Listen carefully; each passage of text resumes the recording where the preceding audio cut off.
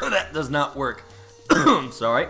Berial here. What's up, dudes? And thanks to Capcom Cup, Event Hubs, and StreetFighter.com, we've got a first look at Akuma.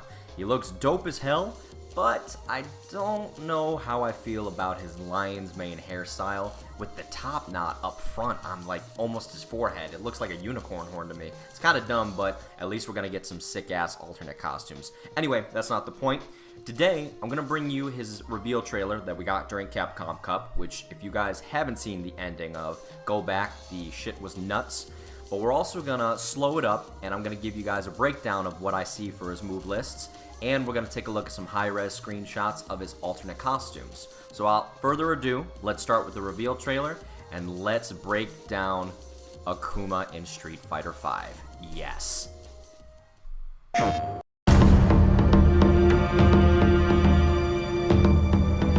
This is the path of my destiny. So it's you.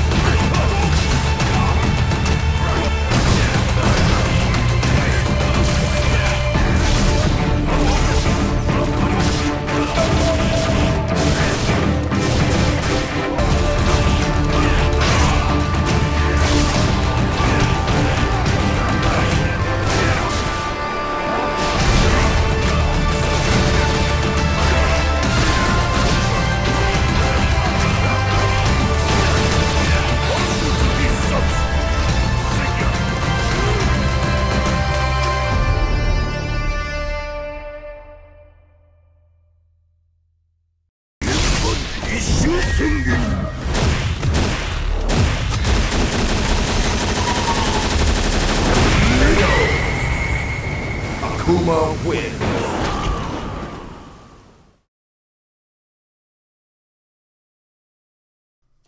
Oh man, that is sick. So I'm definitely glad he is back in. But as you can see, we're going to do the breakdown coming up next. We are slowing this down big time so we can see just how much we can capture off of the initial reveal trailer.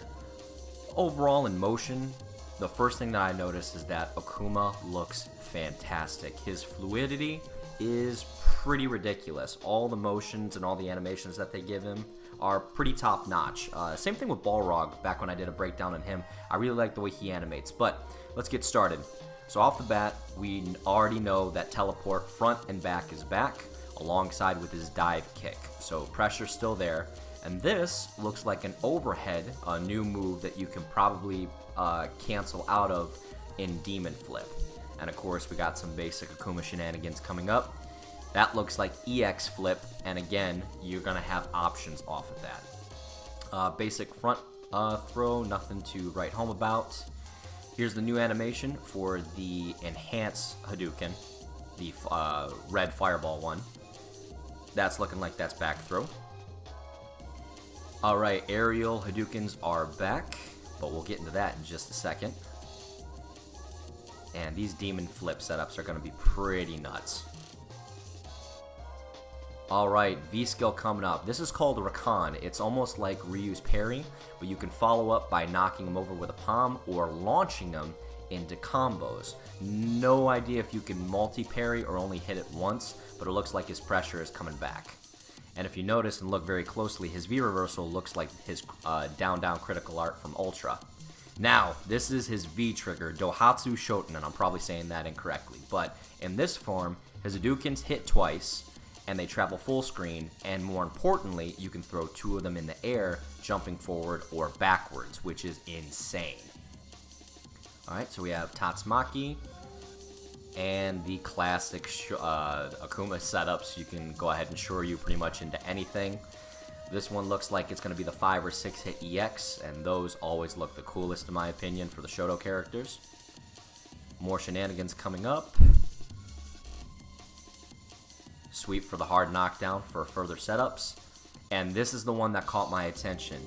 In the Dohatsu Shoten mode, where you can see the V-trigger cancel right here, there's a follow-up attack on Shoryuken that plummets him back to the ground, but the damage is probably going to be pretty nuts, seeing that Shoryukens already do really good damage by themselves. So here's the launch, and you're going to see Akuma do his heavy Shoryu, and then